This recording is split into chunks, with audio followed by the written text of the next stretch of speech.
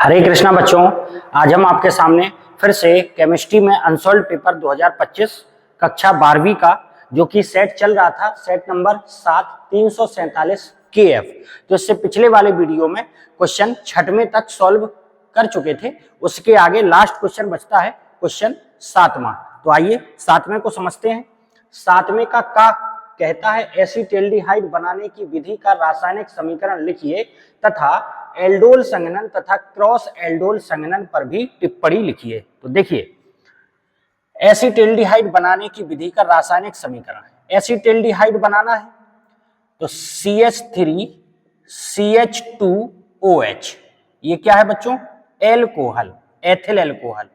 इसका आपने ऑक्सीकरण कराया K2Cr2O7 plus H2SO4, potassium dichromate और सल्फ्यूरिक अम्ल, मतलब अम्लीय पोटेशियम डाइक्रोमेट से आपने ऑक्सीकरण कराया। तो ये जो एल्कोहल है ये बदल जाता है एल्डिहाइड में, CH3CHO बदल गया, प्लस का क्या बन जाएगा? H2O।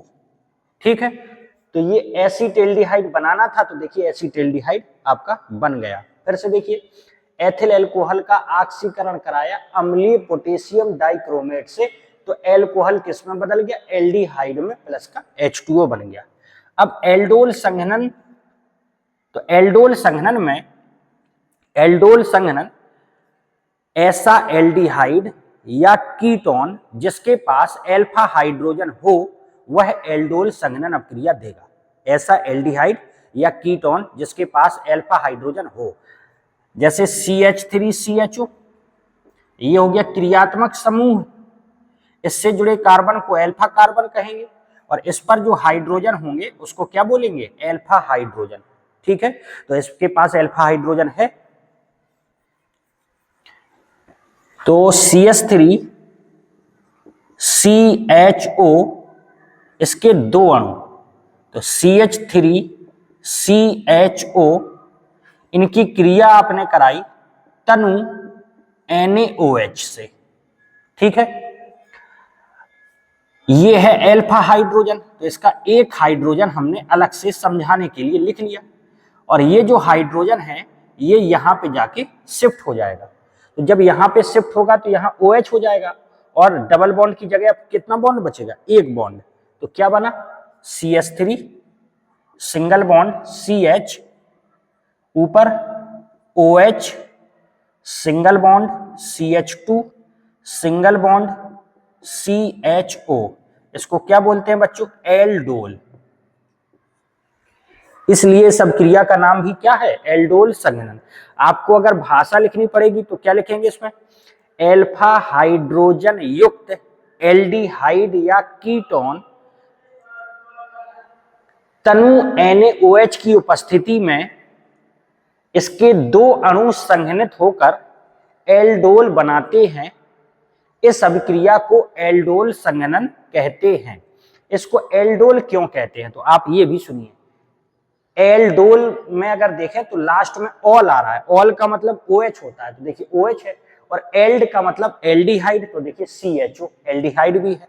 तो ऐसा यौगिक जिसमें एल्डिहाइड समूह भी है और OH एल्कोहल समूह भी है, तो एल्कोहल को यहाँ ऑल लिखा गया। ऑल OH का अनुलग्न नाम क्या होता है? ऑल होता है, इसलिए मिला के उसको क्या बोला है? एल्डोल।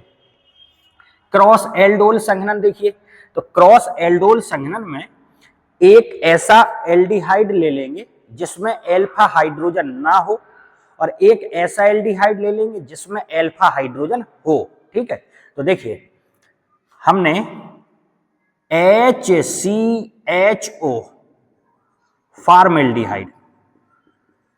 फॉर्मेल्डिहाइड ले लिया, प्लस दूसरा एसीटल्डिहाइड ले लिया CH3CHO एसीटल्डिहाइड, और रिएक्शन वही तनु NaOH से कराई। तो आपको पता है ये अल्फा हाइड्रोजन जो है ये कहां शिफ्ट हो जाएगा? यहां पर। ठीक है, अब लिखते हैं क्या बचा? H सिंगल बॉन्ड CH ऊपर single bond OH, single bond CH2, single bond CHO। ठीक है, इसको भी आप क्या कहेंगे, ये भी एल्डोल बन गया। ठीक है, ये भी क्या बन गया बच्चों, एल्डोल बन गया।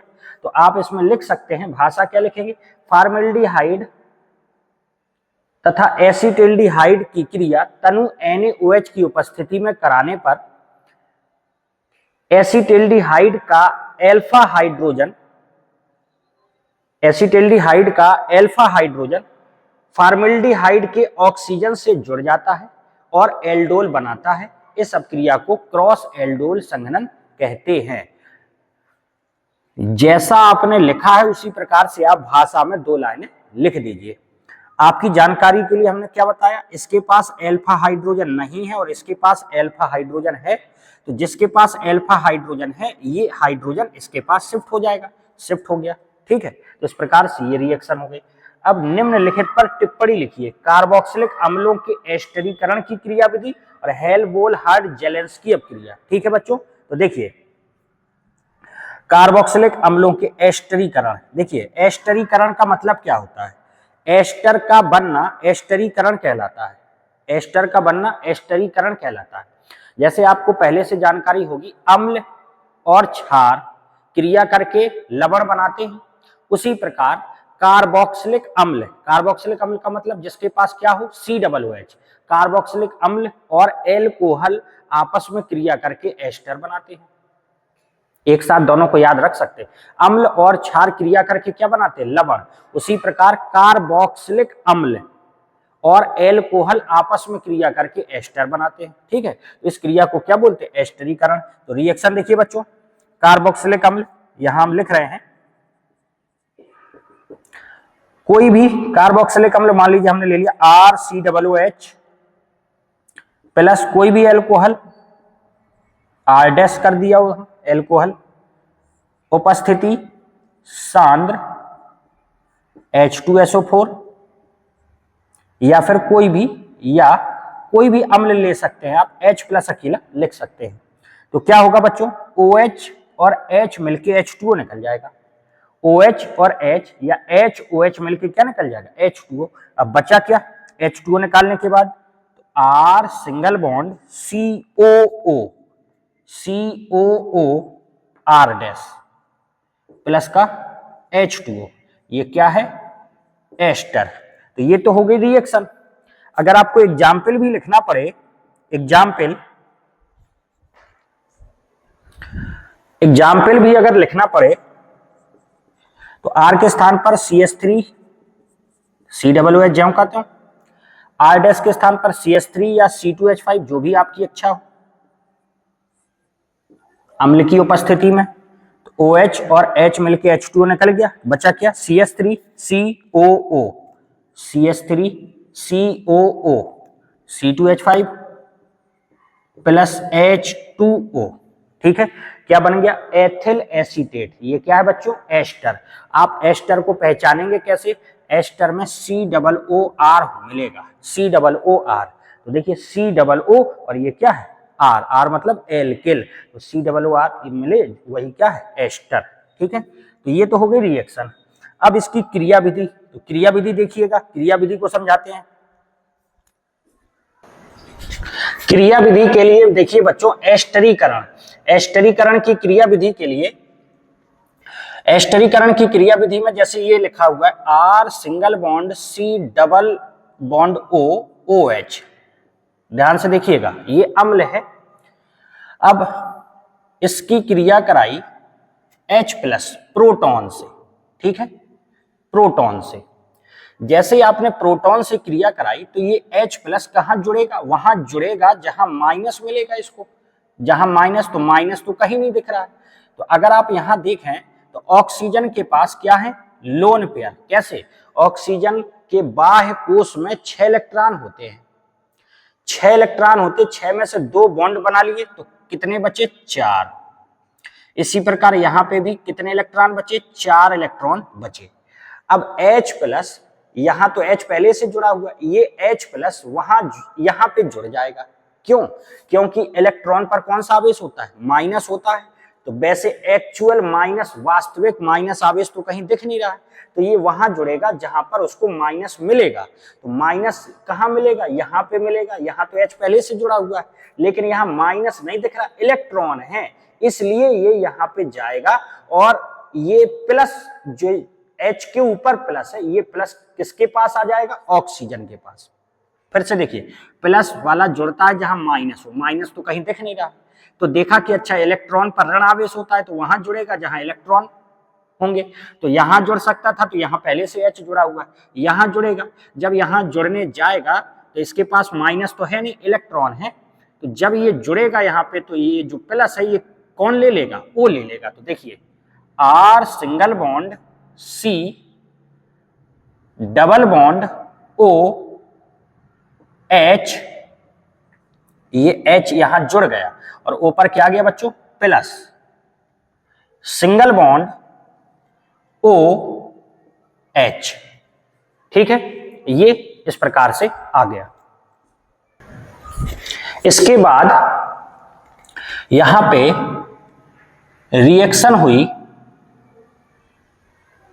R dash single bond OH, alcohol की। अब देखिएगा ऊपर आ गया प्लस, ऊपर जैसे ही प्लस आया, आपको पता है ऑक्सीजन के बाहर कितने इलेक्ट्रॉन होते हैं, 6, तो ये 8 इलेक्ट्रॉन करने के लिए, अष्टक नियम का पालन करने के लिए 2 इलेक्ट्रॉन ग्रहण करने का प्रयास करता है। इसका मतलब इसकी प्रकृति माइनस की होती है, ग्रहण करने की, माइनस की, और यहाँ पे प्लस आया, तो ये क्या होगा, इसके इलेक्ट्रॉन इसकी तरफ चले जाएंगे, इस बॉन्ड के जो 2 इलेक्ट्रॉन है वो इसकी तरफ जाएंगे। या आप ये कह लो कि ये बॉन्ड टूटेगा तो इसके इलेक्ट्रॉन इस पर जाएंगे। तो अगर ये बॉन्ड टूटेगा, इसके इलेक्ट्रॉन यहां पहुंचेंगे, तो यहां क्या आएगा, माइनस, प्लस पहले से माइनस और आ जाएगा, तो प्लस माइनस मिलके क्या हो गए, कैंसिल हो गए। अब ये बॉन्ड टूटेगा तो इधर माइनस आएगा, तो इधर क्या आएगा, प्लस आएगा। सही है, इधर क्या आएगा, प्लस। अब इससे जुड़ने के लिए एल्कोहल आ रहा है, और आपको पता है एल्कोहल में ऑक्सीजन के पास क्या है, लोन पेयर। ध्यान से समझिएगा, इस ये बॉन्ड इसकी तरफ टूटा तो यहाँ आया माइनस, तो प्लस माइनस मिलके तो कैंसिल हो जाएंगे, और यहाँ पे क्या आएगा, प्लस। अब ये लोन पेयर है, तो ये कहाँ जोड़ना पसंद करेगा, जहां पे उसको क्या मिलेगा, प्लस। तो देखिए जोड़ रहे हैं, R सिंगल बॉन्ड C ऊपर OH, ठीक है, ऊपर हो गया OH, यहां पे भी क्या है, OH, और यहां जो कार्बन पर प्लस आया था, कार्बन पर प्लस आया था, उस प्लस से O जुड़ा, और O से क्या जुड़ा, R डैश, और यहां पे H, और जो कार्बन पर प्लस था वो कौन ले लेगा, ऑक्सीजन। इतनी बात आपको समझ में आ गई होगी। कार्बन पर जो प्लस था वो कौन ले लेगा बच्चों, ऑक्सीजन ले लेगा, क्योंकि ये यहां जुड़ेगा, कार्बन पर प्लस है तो ऑक्सीजन ले लेगा। ठीक है, इसके बाद क्या होगा, इसके बाद देखिए आगे बढ़े, आगे बढ़े, अब इसके पास फिर ऑक्सीजन के पास प्लस आ गया, तो ये बॉन्ड फिर टूटेगा इसकी तरफ। बॉन्ड टूटेगा मतलब बॉन्ड टूटेगा तो इसके इलेक्ट्रॉन इसकी तरफ आएंगे, तो ये काय का होगा, माइनस का। क्लियर, ये होगा माइनस का और ये होगा प्लस का, तो ये H प्लस तो फ्री हो गया, निकल जाएगा, और ये जो H प्लस है जो फ्री हो गया, ये H ट्रांसफर होकर यहां पहुंच जाएगा। तो देखिएगा R, ध्यान से देखिए, ये बॉन्ड अगर टूटा तो इस पर क्या आएगा, माइनस, प्लस पहले से है तो प्लस माइनस कैंसिल हो गया, प्लस माइनस कैंसिल हो गया, और ये प्लस वाला इधर से हटेगा और इसमें जुड़ जाएगा। तो देखिए R सिंगल बॉन्ड C ऊपर OH, single bond OH H plus. कैसे भाई, ये बॉन्ड अगर टूट गया तो H प्लस तो अलग हो गया ना, H प्लस अलग हो गया, वो H प्लस यहां जाके जुड़ा, तो यहां जाके जुड़ा तो इधर जुड़ेगा, H प्लस था तो प्लस चार्ज कौन ले लेगा, ऑक्सीजन ले लिया, और यहां क्या है, single bond OR dash, OR dash. इतनी बात समझ में आई क्या, ये बॉन्ड टूटा था तो इधर क्या आएगा, माइनस, इधर क्या आएगा, प्लस, प्लस पहले से तो प्लस माइनस क्या हो गया, कैंसिल हो गया, कैंसिल हो गया, तो ये क्या आ गया, OR डैश। ठीक है, आगे चले, जैसे ही आगे चले, जैसे ही आगे चले तो ये बॉन्ड इस तरफ टूटा, क्यों, क्योंकि ऑक्सीजन के पास फिर से प्लस है, तो ये वाला बॉन्ड इस तरफ टूटेगा। अगर इस तरफ टूटेगा, इसके पास तो लोन पेयर है ही। अगर आप ये बताइए, ये बॉन्ड अगर ये बॉन्ड टूटेगा तो इसके इलेक्ट्रॉन यहाँ पहुंच गए, तो ये क्या आएगा माइनस का, और यहाँ क्या होगा प्लस। बात क्लियर हुई? ये माइनस ये प्लस, तो ये प्लस पहले से है और ये बॉन्ड टूटने से यहाँ माइनस और आ गया, तो प्लस माइनस मिलके क्या हो गए, कैंसिल हो गए। तो H2O निकल जाएगा। क्या निकल गया बच्चों? H2O निकल गया।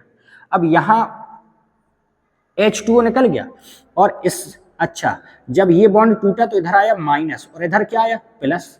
ये बॉन्ड टूटा इसके तरफ तो इधर माइनस आएगा, इधर क्या आएगा प्लस, और ये जो इलेक्ट्रॉन है ये यहाँ नीचे आ जाएंगे। इलेक्ट्रॉन नीचे आ जाएंगे तो यहाँ ये इलेक्ट्रॉन नीचे आने का मतलब माइनस, और इस पर क्या आ रहा था प्लस, क्योंकि ये बॉन्ड टूटा तो इधर माइनस तो इधर प्लस, और इलेक्ट्रॉन पर होता माइनस, तो यहाँ क्या बनेगा बॉन्ड। तो देखिए R single bond C double bond O H single bond OR dash, इसको हमने इधर लिखा OR डैश। देखिए R single bond C,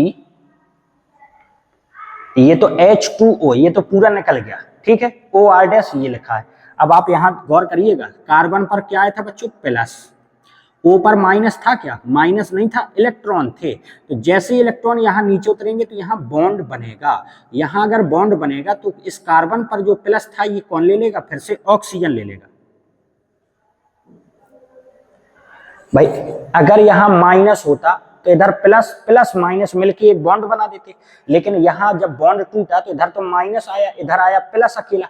minus तो है नहीं, माइनस के स्थान पर इलेक्ट्रॉन है, तो इलेक्ट्रॉन है तो ये इधर नीचे इलेक्ट्रॉन आएंगे तो ये बॉन्ड तो बनेगा, लेकिन प्लस कौन ले लेगा, ऑक्सीजन ले लेगा। प्लस कौन ले लेगा, ऑक्सीजन, ठीक है। अब इसके बाद H प्लस निकल जाएगा, इधर से ये बॉन्ड टूटेगा तो इसके इलेक्ट्रॉन यहां आएंगे। जब ये बॉन्ड टूटेगा तो इसके इलेक्ट्रॉन यहां आएंगे, तो ये माइनस का और ये प्लस का, तो H प्लस फ्री हो गया। H प्लस देखिए यहां से फ्री हो गया। अब H प्लस फ्री हो गया, यहाँ माइनस आया, प्लस पहले से, तो प्लस माइनस मिलके उदासीन हो गया, कैंसिल हो गया। तो क्या बना, R C double bond O single bond O R dash, R C double O R dash. देखिए R C double O R dash, ये क्या आ गया आपका एस्टर। ये आपकी क्रिया विधि हो गई। और आपको जैसा कि पता है कि H प्लस ये उत्प्रेरक का काम कर रहा है, तो H प्लस ने यहाँ क्रिया की और बाद में वही H प्लस फिर से ज्यों का त्यों मुक्त हो गया। तो उत्प्रेरक रिएक्शन की गति को बढ़ाता है या घटाता है, बढ़ाता है या घटाता है, लेकिन खर्च नहीं होता। तो यहाँ रिएक्शन आपको दर्शाई गई है, फिर बाद में रिएक्शन के अंत में ये H प्लस ज्यों का त्यों फिर से प्राप्त हो गया, तो ये उत्प्रेरक है। एक बार अगर आप चाहें तो फिर से अच्छे से समझ सकते हैं। यहाँ H प्लस कहाँ जोड़ना चाहेगा, यहाँ जोड़ा, तो प्लस कौन ले लेगा, ऑक्सीजन ले लिया। इसके बाद ऑक्सीजन पर प्लस आया तो ये बॉन्ड इस तरफ टूटा तो माइनस आएगा, इधर प्लस आएगा, प्लस माइनस मिलके कैंसिल हो गया, इधर प्लस आया, प्लस वाले से ये लोन पेयर ऑक्सीजन वाला जुड़ जाएगा। तो देखिए ऑक्सीजन वाला यहाँ पे जोड़ दिया। अब इस पर प्लस था और ये यहाँ जुड़ने आ रहा है, इस पर माइनस तो है नहीं भाई, प्लस था, अगर माइनस होता तो फिर प्लस कहीं नहीं, प्लस माइनस मिलके क्या बनाते, बॉन्ड बना लेते। तो यहाँ पे ऑक्सीजन जैसे जुड़ेगा तो इस पर प्लस आ जाएगा, तो इस पर प्लस आ गया। इसके बाद फिर से ये बॉन्ड टूटा, जब ये बॉन्ड टूटा तो H प्लस फ्री हो गया, जो फ्री हो गया वो यहाँ पे जाके H प्लस जुड़ जाएगा। तो देखिए यहाँ जाके जोड़ दिया। अब यहाँ देखा फिर से ऑक्सीजन पर प्लस आया, ऑक्सीजन पर प्लस आया तो ये बॉन्ड टूट गया, टूटा तो यहाँ माइनस आएगा, प्लस माइनस कैंसिल हो गए, H2O निकल जाएगा, इधर पे प्लस, जैसे इधर पे प्लस आया इसके पास लोन पेयर है, ये नीचे उतरेंगे, नीचे उतरेंगे तो ये यहाँ बॉन्ड बनेगा, और जैसे इलेक्ट्रॉन यहाँ से कम हो रहे हैं तो इस पर प्लस आ जाएगा, तो इस पर प्लस आ गया। प्लस आने के बाद फिर ऑक्सीजन पर प्लस आए तो ये बॉन्ड फिर इसकी तरफ टूटा, तो H प्लस मुक्त हो गया, फ्री हो गया, तो H प्लस निकल गया। तो यहाँ पे जैसे बॉन्ड टूटा तो ये प्लस आएगा, ये माइनस आएगा, प्लस पहले से है तो प्लस माइनस मिलके उदासीन हो गया, कैंसिल हो गया, तो आपका लास्ट में ये एस्टर बन गया। इस प्रकार से बच्चों ये इसकी क्रिया विधि हो गई, ठीक है। आगे HVZ अभिक्रिया, जिसको आप कहते हैं हेल बोल हार्ड जेलेंस्की अपक्रिया। तो देखिए एसीटिक अम्ल, एसीटिक अम्ल इसकी क्रिया क्लोरीन से लाल फास्फोरस की उपस्थिति में कराई, तो यहां एक हाइड्रोजन इसका एल्किल में एक हाइड्रोजन हटा दिया, तो क्या बना Cl, एक हाइड्रोजन हटा दिया तो यहां CH2 बचेगा और Cl, तो Cl CH2 और COOH प्लस, अब यहां से H हटाया एक Cl बचा तो प्लस का क्या बन गया HCl। एसीटिक अम्ल की क्रिया क्लोरीन से लाल फास्फोरस की उपस्थिति में कराने पर एल्किल में उपस्थित हाइड्रोजन का, एल्किल में उपस्थित हाइड्रोजन का क्लोरीन परमाणु द्वारा प्रतिस्थापन हो जाता है। देखिए एक H के स्थान पर कौन लग गया Cl, प्रतिस्थापन हो जाता है। इस अपक्रिया को हेल बोल हार्ड जेलेंस्की अपक्रिया कहते हैं। तो उम्मीद करते बच्चों ये आपको रिएक्शन अच्छे से समझ में आई होगी। इसका नाम क्या बनेगा मोनोक्लोरो एसीटिक अम्ल, ठीक है, मोनोक्लोरो एसीटिक अम्ल। अगला क्वेश्चन देखते हैं। 7वें का खा है एनिलीन बनाने का रासायनिक समीकरण लिखिए तथा इसकी निम्नलिखित से अभिक्रिया का रासायनिक समीकरण लिखिए। इससे क्रिया फिर इससे फिर इससे फिर इससे। तो देखिए सॉल्व करते हैं। पहले तो एनिलीन बनाने का रासायनिक समीकरण, एनिलीन बनाने का समीकरण, नाइट्रोबेंजीन, नाइट्रोबेंजीन हो गई, नाइट्रोबेंजीन इसका कराया अपचयन किससे SN/HCl, टिन और HCl की उपस्थिति में अपचयन कराया, तो ऑक्सीजन के स्थान पर H लगा देंगे, लग गया। अब 2 ऑक्सीजन है तो हाइड्रोजन के साथ मिलकर 2 जल बना देंगे। आपके हाइड्रोजन कितने खर्च हो गए 2 दूनी 4 और 2 6, तो इधर 6 लगा दीजिए। ये नाइट्रोबेंजीन है, ये क्या है एनिलीन, ठीक है। अब पहली रिएक्शन एनिलीन की रिएक्शन कराना है, तो एनिलीन की रिएक्शन KOH और क्लोरोफॉर्म, तो आप समझ गए होंगे कौन सी अपक्रिया है बच्चों, ये वाली अपक्रिया है कार्बिल एमीन अभिक्रिया, ठीक है, कार्बिल एमीन अपक्रिया। 3 Cl है तो 3 KOH ले लीजिए। यहाँ कार्बिल एमीन अपक्रिया में आइसोसाइनाइड बनता है, तो आइसोसाइनाइड बना दिया NC प्लस 3KCl, 3KCl बन गया प्लस ऑक्सीजन है 3 3H2O, फेनिल आइसोसाइनाइड प्राप्त होता है। दूसरा एनिलीन की क्रिया एथिल मैग्नीशियम ब्रोमाइड से कराना है, तो एनिलीन एथिल मैग्नीशियम ब्रोमाइड से क्रिया कराई, तो क्या हुआ एक H एथेन के साथ मिल जाएगा, एथिल के साथ, तो C2H5 ये है और H और ले लेंगे तो क्या बन गया C2H6, एथेन बन गई। अब क्या बचा बच्चों, तो अब बचा इधर तो बचा NH, क्योंकि एक H तो इसमें मिला दिया NH, और इधर क्या बचा MgBr, ठीक है, ये बन गया। तीसरी रिएक्शन ब्रोमीन जल, एनिलीन ब्रोमीन जल से क्रिया हुई, ब्रोमीन जल से, तो आपको पता है ये जो Br है ये 2 पर 4 पर 6 पर लग जाता है, तो एनिलीन को तो आप ज्यों का त्यों बना दीजिए। ये पहली पोजीशन हो गई, 2 पर 4 पर 6 पर Br लगा दिया। अब जहां जहां ये Br लगाया है उधर से H हटाया होगा, तो H Br के साथ मिलकर क्या बना देंगे HBr। आपके कितने Br खर्च हो गए 3 और 3 6, यहां 3 लगा दीजिए। नाम क्या होगा 2,4,6 ट्राइब्रोमो एनिलीन, ये नाम होगा।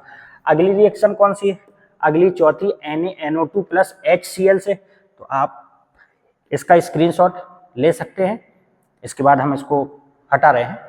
चलिए तो देखिए चौथी रिएक्शन जो है, चौथी रिएक्शन एनिलीन की क्रिया NaNO2 प्लस HCl, टेम्परेचर दिया गया है 273 से 278 केल्विन।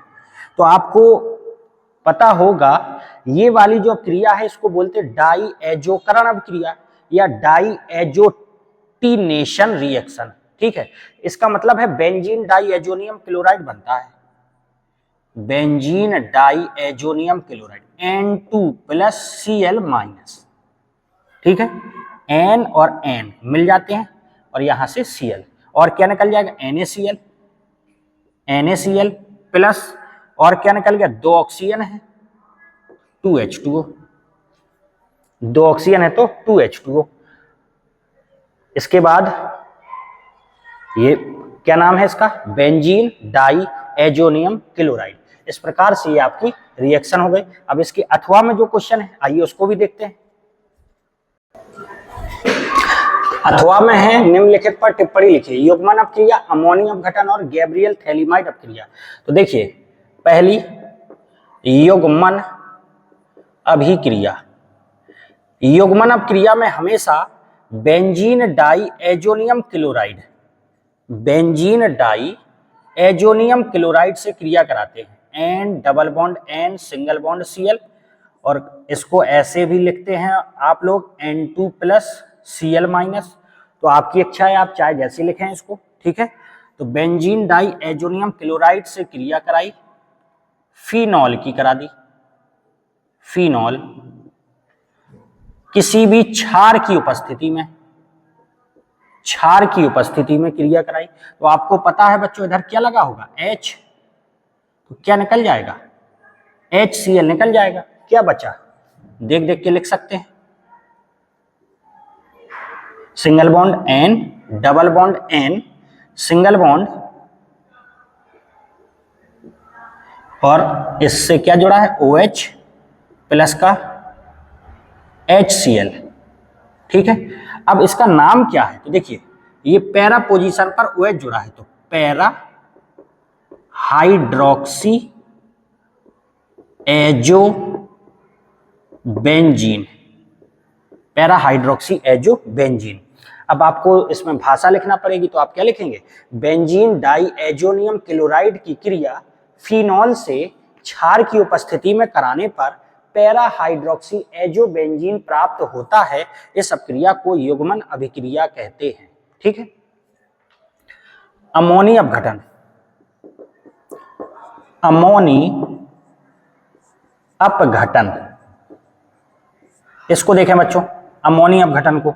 तो अमोनी अपघटन में एल्किल हैलाइड, एल्किल हैलाइड की क्रिया अमोनिया से कराते हैं, एल्कोहलिक, एल्कोहली अमोनिया, एल्कोहली अमोनिया से क्रिया कराते हैं। ठीक है, तो HX निकल जाएगा, क्या बनेगा RNH2, R single bond NH2 plus का HX, ये 1 डिग्री एमीन बन गई, 1 डिग्री एमीन।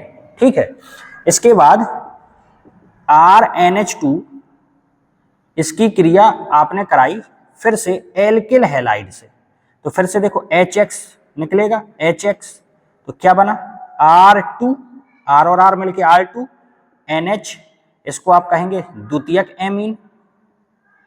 इसके बाद फिर से एल्किल हैलाइड से क्रिया कराई, तो फिर से HX निकलेगा, HX निकला।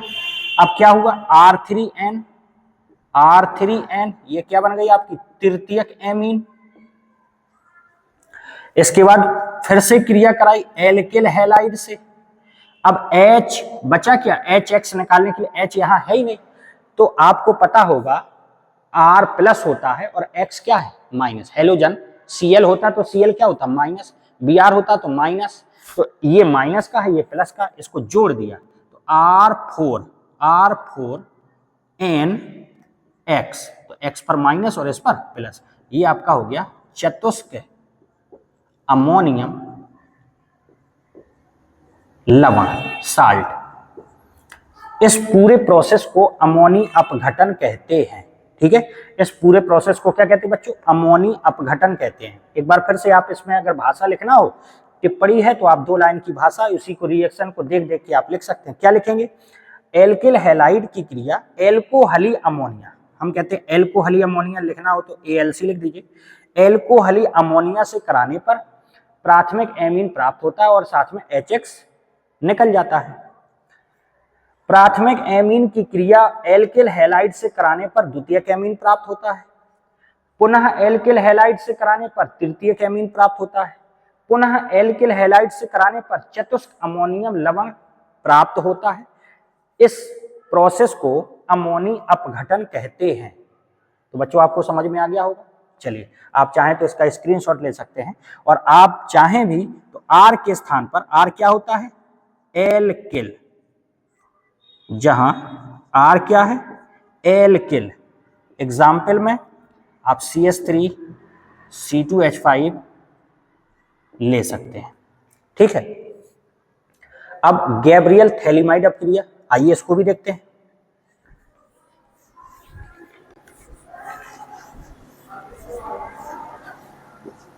गैब्रियल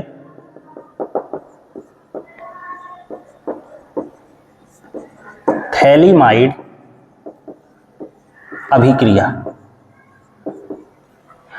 तो इसमें बच्चों थैलीमाइड, जिसका सूत्र ये होता है, देखिए CONH, इस प्रकार से इसकी रिएक्शन कराई KOH, क्षार से। तो जैसे ही आपने क्षार से रिएक्शन कराई तो H और OH क्या निकल गया? H2O। तो बस HOH H2O निकल गया, K आएगा इधर लग जाएगा,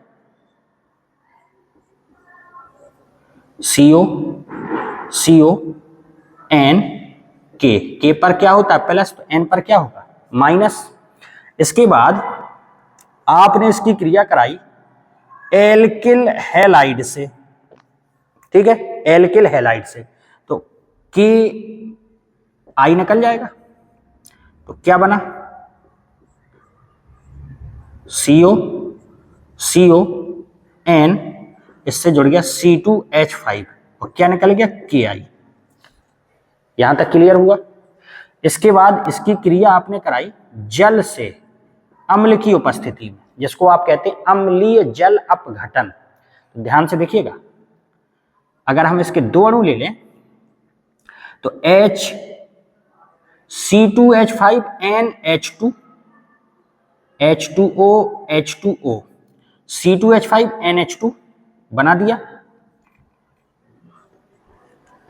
C2H5 NH2। अब बचा क्या? CO, इधर भी CO, C2H5 NH2 तो निकल गया। अब आपने H2O लिया था, तो HOH HOH, 2 जल के अणु थे, तो इस प्रकार से H और H मिलके इधर H2 तो आ ही गया, OH बचे हैं 2, OH OH, जिसको आप क्या बोलते? थैलिक अम्ल। और ये क्या है बच्चों? एथिल एमीन, इसको क्या कहते हैं? 1 डिग्री एमीन, 1 डिग्री एमीन। आपको अगर भाषा लिखना हो तो भाषा क्या लिखेंगे? थैलीमाइड की क्रिया क्षार से कराने पर ये पोटेशियम लवण प्राप्त होता है। पोटेशियम लवण KOH से कराने पर, पोटेशियम हाइड्रोक्साइड से कराने पर पोटेशियम लवण प्राप्त होता है, जिसकी क्रिया एथिल आयोडाइड या एल्किल आयोडाइड से कराने पर इसमें एथिल लग जाता है।